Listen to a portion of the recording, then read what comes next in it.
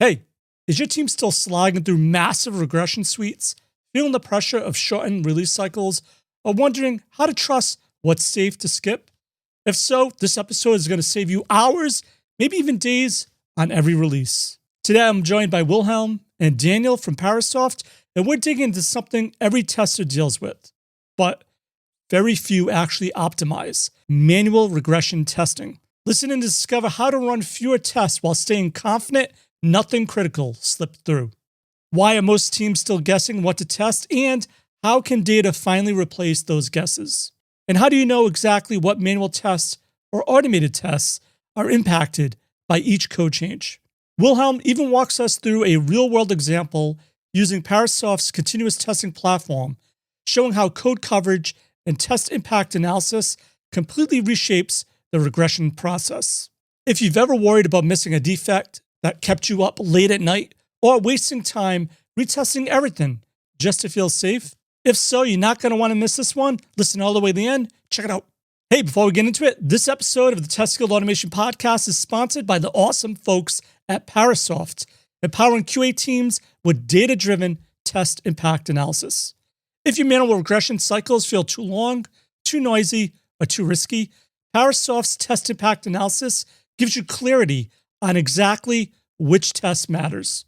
By mapping real code changes to specific test cases, teams can cut redundant testing, focusing their efforts and releasing with more confidence. But as you know, I always say seeing is believing, so try it for yourself using that special link down below. Support the show and let me know how it worked for you. Hey guys, welcome to the guild. Hey, good to be here. Good to be here. Thank you for the invite. Absolutely. Really excited about this topic. I know we're going to go over a lot of people still struggle with manual regression testing, what the challenges are, how to get ahead of it. So I think this is a really timely topic, especially in the age of AI. I guess before we get into it, maybe a little bit more about yourself. So Wilhelm?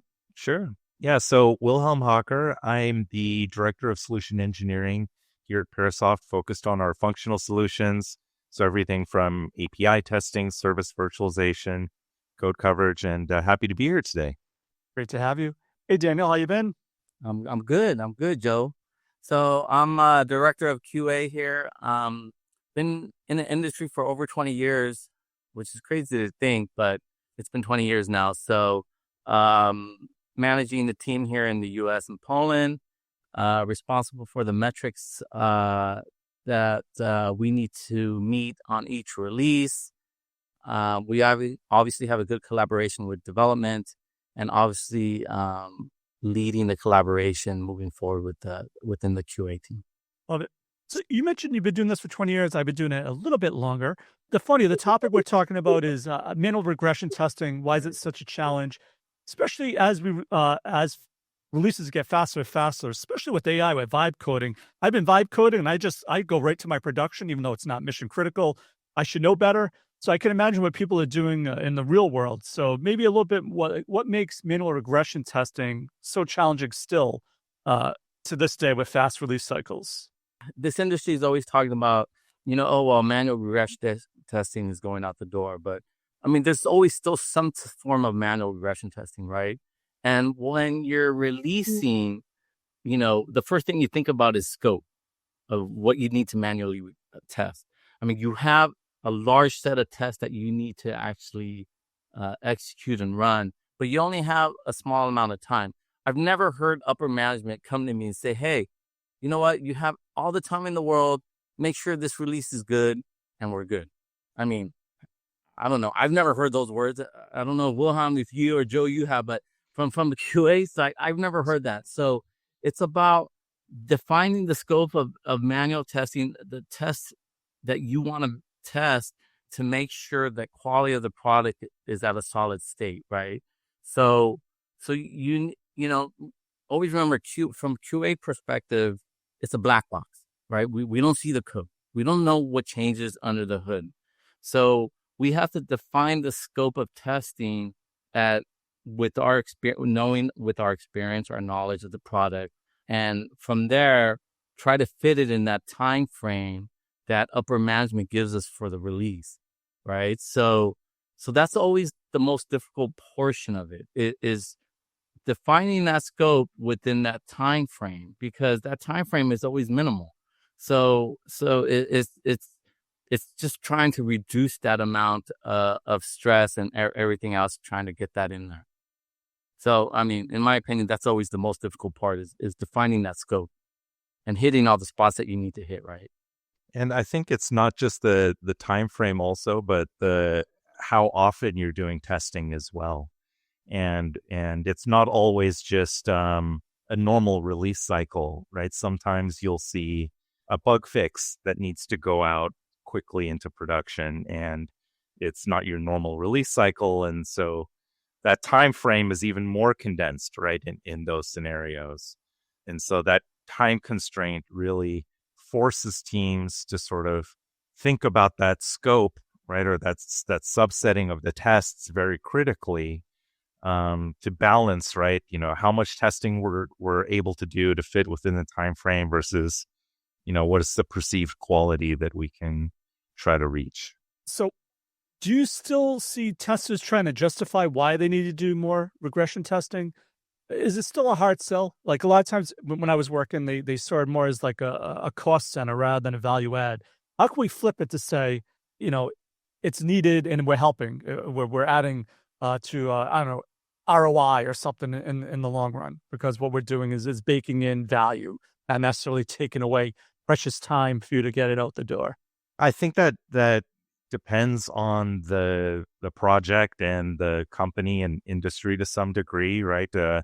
Everyone has a different risk tolerance when it comes to defects of their software. Certainly, I think that's an easier argument if someone's going to die, right? If there's a bug. Right.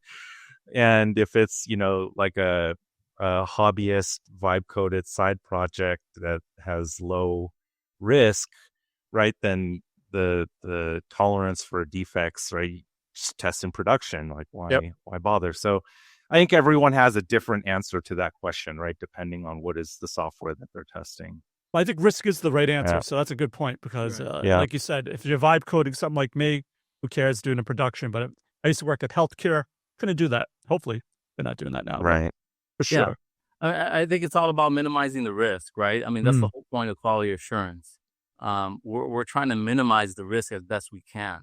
So the best you could, the whole purpose of QA is to minimize the risk. So if we could do that the best we can, then we go forward from there. Speaking about risk, a lot of times testers think if I run X amount of tests, thousands of tests, then it'll be better. But nowadays, because we do need to release faster, how can testers maybe run fewer tests, but still feel confident that nothing critical slips through? Is it because they looked at risk first and they know these tests cover these risks, or is there any kind of rule of thumb that you use? It comes down to balancing the time, right? And so to sort of be able to cut down how many tests you're running and still maintain high confidence, you really have to have a data-driven approach. And so one strategy for kind of applying data to this problem of scoping what tests to run appropriately is to leverage code coverage. And, normally code coverage, you think of it as a developer metric, right? You capture it when you do unit testing, but code coverage can be captured from any type of testing, right? Even system level testing, browser testing.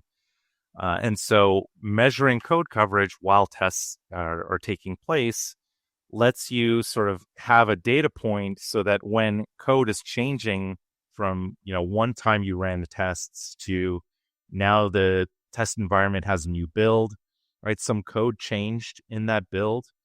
You can look at data to say, okay, well, based on what code changed from the last time I did my testing, what subset of tests are impacted by the code change, right? So it's not vibes, it's not feelings, it's not committee, right? You're looking at code coverage data and code changes, and the system tells you, like, these are the tests that have been impacted.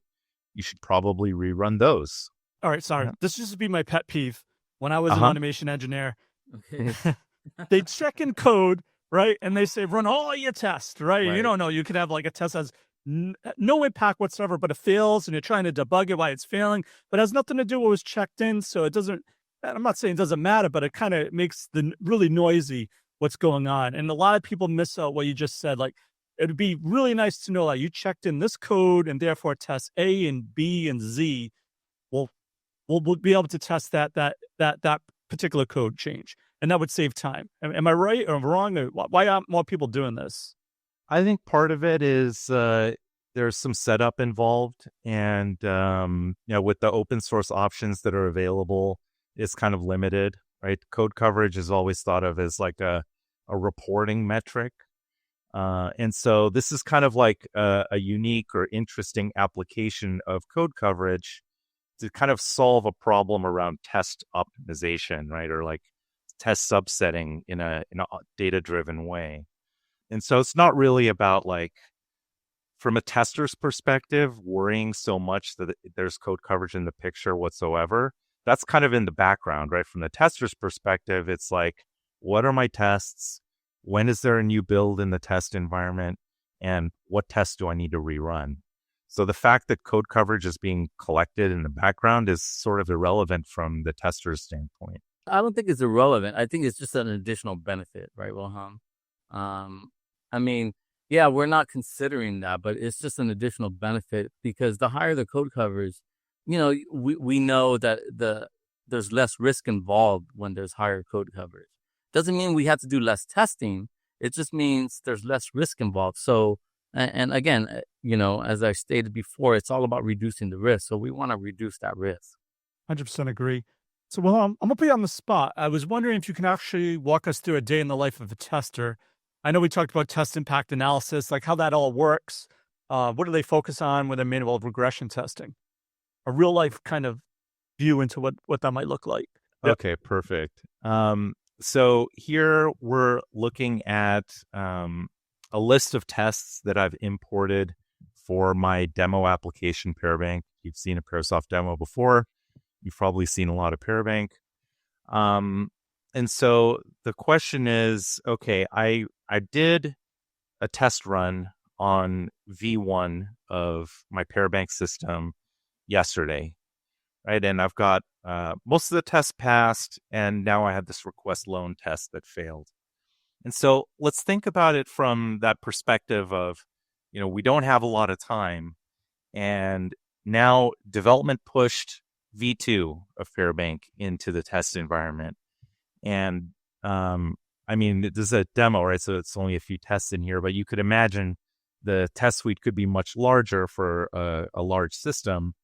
And so the question is, I can't rerun everything. What should I rerun? And so that's what the system really allows us to identify. And so here I can see that for my bill pay test, that's been impacted by code changes. And the other tests are kind of inheriting the test status from the previous test run. And so as a tester now, I know that I don't have to run transfer funds or new account test. I just have to focus on bill pay and probably request loan because that test failed before, and hopefully development fixed that. So if I were to come in and say, okay, let's do a new regression session, and this is for V2 of Parabank, and I start that session, I go, okay, well, I want to start my bill pay test. So I start the test, and I come over and I start testing my application. And so what's happening in the background while I'm interacting with my Parabank application here, we have a coverage agent that's deployed with the application. So all of the code that's being exercised as I'm performing these actions is being associated to this bill pay test. So now stop the test, say we passed, come in and, okay, let's do request loan. And we'll fill in some data here for request loan. And so some things to think about, parallel testing is supported, right? So if you have a QA team and they're testing the application at the same time, you want to be able to differentiate, right, which code coverage is coming from which test or which tester. So that's something that is part of the solution. Microservices architectures are supported as well. So if you have, several services and they're all kind of grouped together as the system that you're testing, it's not like one monolithic application container. All right. So really quick we trace question. code coverage through those as well. Yeah. So you mentioned something about testers, multiple testers, what they're working on, because you can run in parallel. I used to work with in a company that had 8 sprint teams. And so there was a lot of people doing the same test, but they didn't necessarily know because they weren't talking to each other. So would this be able to pinpoint, hey, we're running all these tests, but these 8 teams are running 40% of the same tests that we could just get rid of and make the sprint even quicker almost for the verification at the end of the validation? Certainly we measure that data or collect that data to do analytics like that. So, one part of the solution that I'm not showing here is sort of all of the reporting, right, of test results and code coverage, all of that. From a test impact analysis perspective, we're really just focusing on, what tests do I need to run or rerun. There's a whole other reporting side to this that we could get into. But yeah, I mean, we collect the data, so that's something you could do.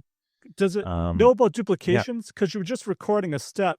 So will it know, like, you don't need to run this other test because it's basically touching the same back end of the same code that was checked in. So it's no need to do all these tests for that.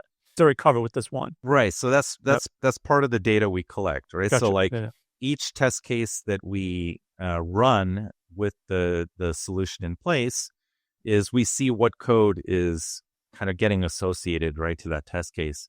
And so you could imagine if you have like lots of overlap, right? We have that data, right, to show the overlap. But in terms of kind of coming back to that scenario of I don't have enough time, right, and I need to figure out what are the right things to test. Now that I finished this test session for just bill pay and request loan, I know that for the current version of Parabank that's in the test environment, I've covered or I've verified all these test scenarios are passing across multiple builds, right? So some of these tests were verified in V1, bill pay and request loan, they were verified in V2. And I can be confident that I don't need to rerun these other tests in V2 because the code didn't change, right, for those tests between those two builds. And so that's really what gives you that optimization and confidence to say, well, maybe I should consider bringing this into like the sprint activities and not just doing manual regression testing sort of at the end, right? If the system can tell me like, hey, in each sprint, development is working on, these set of user stories, and from our large suite of regression tests, we know which ones to rerun based on code change. You might even be able to start bringing manual regression testing earlier in the process as well. What I like about this, I know a lot of teams, they actually have new regression, new code every day. So it's almost like you can save so much time because okay, we have all this new code every day, but I know this code is the only code that changed that I need to really test, right? Am I following along correctly? Right, and that's why people try to automate tests, right? With automated tests, it's easier to keep up with the rapid change. But as Daniel was saying, manual regression testing still happens in many projects. We were at a conference recently, and I was up on a panel, and I asked the entire room. I said, "Hey, raise your hand if you're working on a project where you do manual regression testing."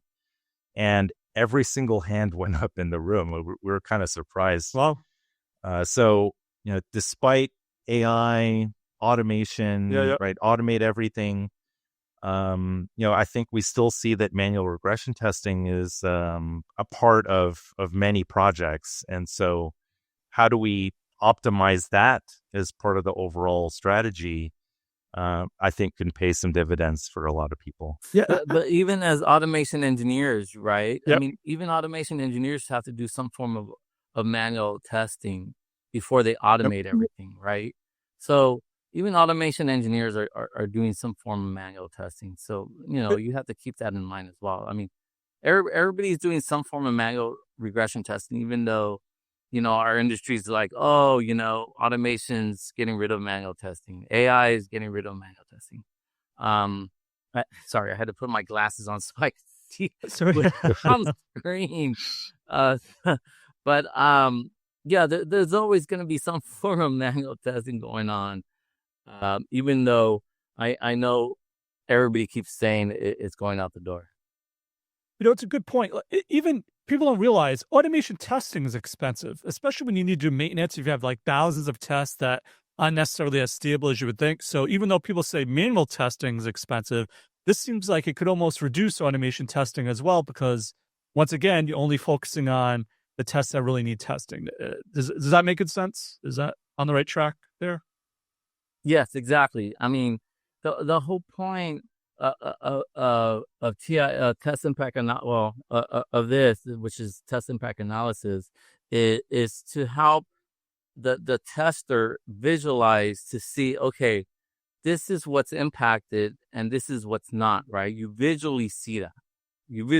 So you have that confidence of looking at it. And I mean, we're not, as QA engineers, when we're scoping out what we need to validate and what we need to test, we're not guessing. I would never say it's more, we're using our experience, we're using our experience with the product, with our knowledge of the functionality, and we define what needs to be tested. And we may even reach out to developers and say, hey, do you think this is what needs to be validated? But with this, it gives us the ability, as Wilhelm mentioned, it's data driven, right? It's data driven. So just like everything else is data driven, code coverage, software development, it's data driven. I mean, all these industries are data driven, right? Baseball, I love baseball, data driven, right? My Dodgers just won the World Series. I had to throw that in there. But everything's data driven. Now you could say manual testing is data driven, right? Think about that. It's data driven. So now from a manual testing standpoint, you could see, okay, this is what it's impacted and this is what's not impacted. So now you could actually tell what you need to validate and what you don't have to worry about. It's just, from a QA perspective, I think it just alleviates so much of the stress, and it gives you just more confidence in what you're actually validating is what you need to validate, right? You don't have to worry about all these additional items. This is what you're testing. This is what will reduce the risk, which we talked about, and you move forward and you have that confidence because, I mean, Joe, I mean, you don't understand how many, like I said, I've been in this industry so many years. When I test and I'm done, right? I have sleepless nights sometimes. Yeah, like, did I let something go through the cracks? Yep. Right? Yep. Right? Everybody has that. And that's, I mean, if you're not involved and you're not dedicated with what you do, then you might not have a solution advisor. I do. Every release, like, I'm just like worried about it. Like, did something fall through the cracks? And hopefully this reduces it. That's the whole point. This, I'm not saying this is going to be the end all and solve everything, but it reduces the risk. So we're talking about manual testing, but doesn't it help with automation testing? Because you don't have to run these automated tests. I mean, even though we're talking about manual regression, I would think AI can create thousands of AI slop tests of, what they say you need to run. But I mean, unless you have this visually to say, no, you just need to actually run these tests because this is the only one that was impacted. It's going to save time for the whole team, I would think. Yeah, that's very true. The solution we're talking about today, we've been primarily talking about manual regression testing. But there's nothing that stops this solution from being applied to automated tests as part of your pipeline as well. When I think about, what you were saying earlier about, automated tests also having a high cost, if I look at those Selenium test frameworks, the even Playwright, the new kid on the block, it's still a lot of maintenance work as the number of tests you have grows. And so, reducing, for each build, how many tests I run kind of in that same data-driven way. I mean, not only does the test run finish faster and feedback gets delivered to development faster, but also the amount of maintenance work that you have to worry about for any given build also goes down, because even if you have some tests that are, they need updating and, they need some maintenance, maybe you don't have to worry about updating them right now because they aren't impacted, and you can update them later when you have more time. And so these tests need to be rerun. So it helps the automation engineers be more focused, right? Getting the right automated tests to run quickly, reliably as well. Right. What Daniel said, being data-driven, I think is helpful, because a lot of times we're, as testers, you're kind of guessing, right? If you're kind of running blind, you're kind of guessing like, okay, this code was introduced, so I assume it's going to impact this and that, but a lot of times you're wrong. I don't know if you've ever done model-based testing. A lot of times a model is completely not correct, and then you have incorrect assumptions coming out of it. Testers, developers, notorious for not giving good estimates of how long it's going to take to deliver something. I assume this would help with that as well, right? Because now you, like Daniel said, you have real data to say, okay, I know I only need to run 3 tests rather than 20, so therefore it's only going to take 2 days rather than 20 days. I don't know, I'm making it up. Yeah, it's completely data driven. I mean, as QA engineers, I mean, I always look at it, we're kind of like the last line of defense, right? Right before it goes out to the public, it kind of falls on our shoulders. So this will help that. I mean, it just eases the whole portion of our testing to understand, okay, what exactly has changed, right? We have data behind it. It's not an educated guess, because essentially that's what we're doing, right? When we define scopes of validation, when we're testing, they're educated guesses when you really when you really get down to it. Now at least it's data driven here, and we've reduced that. And hopefully it gives them some kind of confidence that it's okay. We covered what we need to cover, and we move forward. I mean, we have to continue to move forward, because we can't just stay static, right? We're moving forward and we're going on from there. All right, so I'm a bad host. Before Wilhelm even showed his screen, what were we looking at? What is this tool? I don't think we probably even introduced what the tool was, what it was called, and what. I kind of I touched base on it, but Wilhelm, I'll let you talk about it. So we're talking about Parasoft CTP, which stands for Continuous Testing Platform. It's part of our larger suite of products that covers everything from service virtualization, API testing, and more.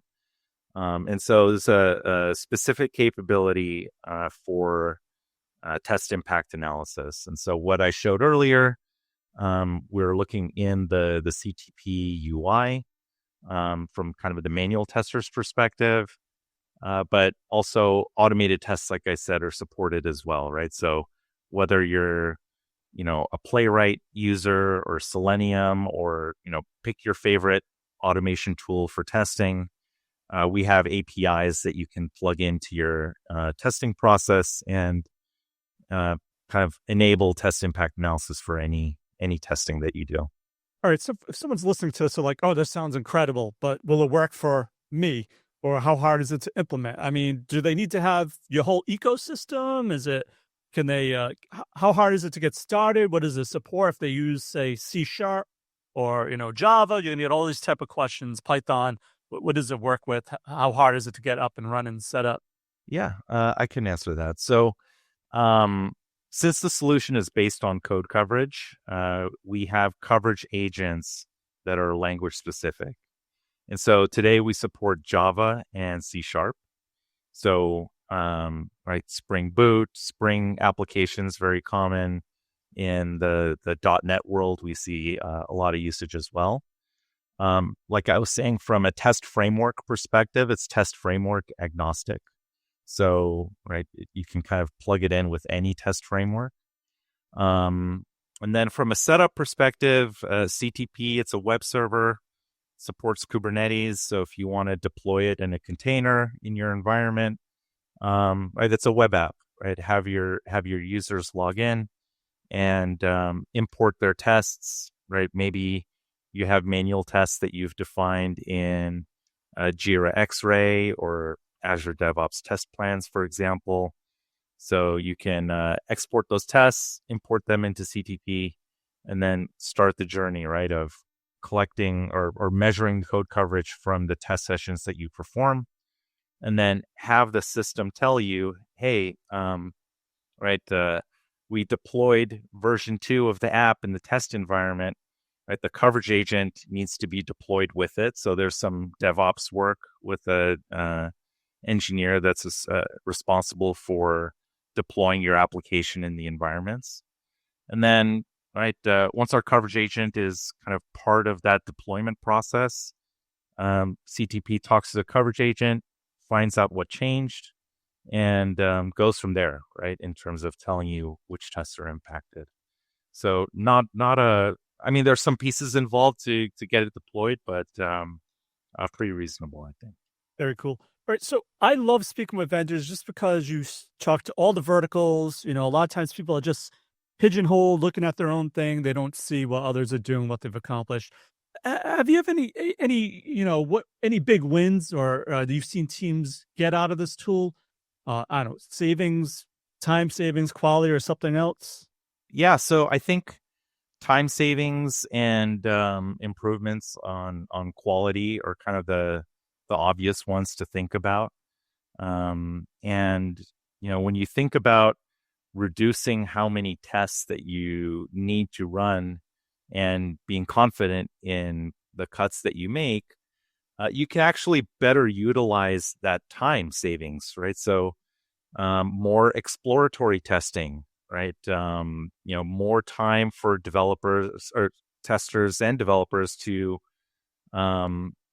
test a particular area of the application more deeply or more critically. So that time savings doesn't necessarily mean, drinking a Mai Tai on the beach and not working as much, but it could mean, right? Or yeah, it could, but usually it means like, hey, like we can focus more deeply in certain areas, and as to Daniel's point, right, work on reducing the risk even further. And I think, Daniel, you said it best when it came to sort of like the role of the tester and stress and stuff. But I've seen that be a big win as well. Yeah, I mean, Wilhelm touches base. So he touched base on the stress point. I mean, you have two aspects of it. You have from a company perspective, you're saving time and you're improving quality. But I mean, from QA perspective, when you're trying to get something out the door, the product out the door, right? I mean, that's generally speaking, that's the more stressful time for the engineer, the QA engineer, whether it be a patch release, the major release, minor release, whatever it may be. So if you have data-driven information that tells you this is what needs to be validated, it at least reduces this. I mean, in my opinion, it reduces my stress in that, okay, this is what needs to be validated. This is what the focus is on, right? You get that peace of mind, right? From my perspective, you get that peace of mind that, okay, I'm good with what I'm covering. So from an engineering standpoint, you have that peace of mind, but from a company standpoint as well, you have two aspects: engineering, the individual, and the company. The company's saving time because now that engineer could spend additional time doing other tasks, right? So you have that time perspective, and they could, if you need to improve additional aspects of the quality of infrastructure, whatever it may be, you have that. And so the company's benefiting from it and also the individual. So there's two aspects of that. Okay, guys, before we go, Is there one piece of actionable advice you give to someone to help them with their automation manual testing efforts? And what's the best way to find, contact you, or learn more about Parasoft CTP? All right, I'll go first. Parasoft.com. We have a lot of information, a lot of extra videos, blogs, white papers to check out on test impact analysis topic, testing, test automation in general. So you can reach out to us there, set up a trial, get a demo, come talk to us. We'd love to hear, what you're doing with testing today. And I mean, obviously, Parasoft.com, we have our products there and everything. But from a QA engineer, I've started in tech support, moved up to QA management director. I always tell my QA engineers, stick to your guns, right? You know more than you think you know. Work with development. You can't, if you can't work with development, then there's something to be said with that. I mean, the great thing with Parasoft, we have a great collaboration between development and QA. If you don't have that, work with that. You gotta have a good collaboration with development. Otherwise, QA it makes it just that much more difficult. Work with the development, be confident in what you do, and continue to QA and respect yourself and move forward. That's what this industry is about. So that's my view. Love it. And I highly recommend everyone checks it out using that special link down below. Thanks again for your automation awesomeness. The links to everything of value we covered in this episode, head on over to testguild.com/A569. And if the show has helped you in any way, why not rate it and review it in iTunes? Reviews really help in the rankings of the show, and I read each and every one of them. So that's it for this episode of the Test Guild Automation Podcast. I'm Joe, and my mission is to help you succeed with creating end-to-end, full-stack automation awesomeness. As always, test everything and keep the good. Cheers. Hey, thank you for tuning in. It's incredible to connect with close to 400,000 followers across all our platforms and over 40,000 email subscribers who are at the forefront of automation, testing, and DevOps. If you haven't yet, join our vibrant community at testguild.com, where you become part of our elite circle driving innovation in software testing and automation. And if you're a tool provider or have a service looking to empower our guild with solutions that elevate skills and tackle real-world challenges, we're excited to collaborate. Visit testguild.info to explore how we can create transformative experiences together. Let's push the boundaries of what we can achieve. The Test Guild Automation Testing Podcast. With flutes and lyres the bards began their song. A tune of knowledge, a melody of code. Through the air it spread like wildfire through the land, guiding testers, showing the secrets to behold.